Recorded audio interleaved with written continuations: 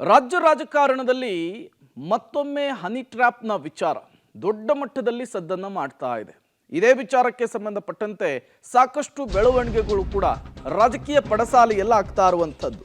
ರಾಜ್ಯದ ಪ್ರಭಾವಿ ಸಚಿವರ ಹನಿ ಟ್ರ್ಯಾಪ್ ಪ್ರಕರಣಕ್ಕೆ ಸಂಬಂಧಪಟ್ಟಂತೆ ಹನಿ ಟ್ರ್ಯಾಪ್ ಬೆನ್ನಲ್ಲೇ ದಾಖಲೆ ಬಿಡುಗಡೆಯ ಆತಂಕ ಈಗ ಎದುರಾಗಿದೆ. ಹನಿ ಟ್ರ್ಯಾಪ್ಗೆ ಪ್ರಯತ್ನಿಸಿದ್ರು ಎಂಬ ದಾಖಲೆಯ ಬಿಡುಗಡೆಯ ಬಗ್ಗೆ ಜೋರು ಚರ್ಚೆ ಆಗ್ತಾ ಇದೆ. ಕಾಂಗ್ರೆಸ್ನಲ್ಲಿ ಶುರುವಾಗಿದೆ ದಾಖಲೆಯ ಬಿಡುಗಡೆಯ ಚರ್ಚೆ. ಯಾರು ಹನಿ ಟ್ರ್ಯಾಪ್ಗೆ ಪ್ರಯತ್ನಿಸಿದ್ರು ಎಂಬ ದಾಖಲೆ ಬಿಡುಗಡೆಯಾಗುತ್ತಾ ಅನ್ನುವಂತಹ ಕುತೂಹಲ ಸಹಜವಾಗಿಯೇ ಮುನ್ನೆಲೆಗೆ ಬರ್ತಾ ಇರುವಂಥದ್ದು. ಒಂದು ಕಡೆ ಅಧಿಕಾರ ಹಂಚಿಕೆಯ ವಿಚಾರ, ಮತ್ತೊಂದು ಕಡೆ ನಾಯಕತ್ವ ಬದಲಾವಣೆಯ ವಿಚಾರ.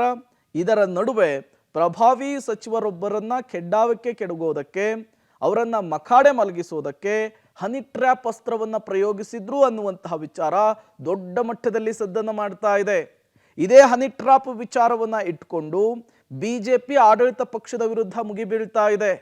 ಈಗ ಇದೇ ಹನಿ ಟ್ರ್ಯಾಪ್ ವಿಚಾರಕ್ಕೆ ಸಂಬಂಧಪಟ್ಟಂತೆ ಕಾಂಗ್ರೆಸ್ನ ಒಳಗಿರುವಂತಹ ಒಂದಿಷ್ಟು ನಾಯಕರುಗಳು, ಪ್ರಭಾವಿ ನಾಯಕರುಗಳು ಹೇಗೆ ಇವರು ಹನಿ ಟ್ರ್ಯಾಪ್ ಮಾಡೋದಕ್ಕೆ ಮುಂದಾದ್ರು, ಅವರ ಉದ್ದೇಶ ಏನಾಗಿತ್ತು, ಹೇಗೆ ಪ್ಲಾನ್ ಮಾಡಿಕೊಂಡಿದ್ರು, ಅದಕ್ಕೆ ಸಂಬಂಧಪಟ್ಟಂತಹ ಒಂದಿಷ್ಟು ದಾಖಲೆಗಳನ್ನು ಕ್ರೋಢೀಕರಿಸುವಂತಹ ಕೆಲಸವನ್ನು ಮಾಡ್ತಿದ್ದಾರಂತೆ.